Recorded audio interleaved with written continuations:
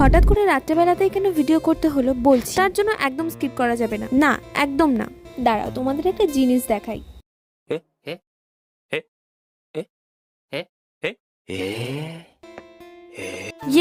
ये है हमरा जलवा। मतलब ছেঁড়া কাতে শুয়ে ভাই আমি কিন্তু লাখ টাকার স্বপ্ন দেখছি না ভাই, আমার 100 টাকার স্বপ্ন দেখছি, আমার কাছে 100 টাকাও নেই, বিশ্বাস করো ভাই। যাই হোক, আমার দুঃখ শোনার লোক নেই, ভগবানকে বললে ভগবানও শোনে না। আর এই ব্লগটা রাত্রেবেলা শুরু করেছি কারণ শুয়ে বসে থেকে আমি কোনো কাজ খুঁজে পাচ্ছিলাম না। শোয়ার জন্য রেডি, দেখা হচ্ছে সকালে।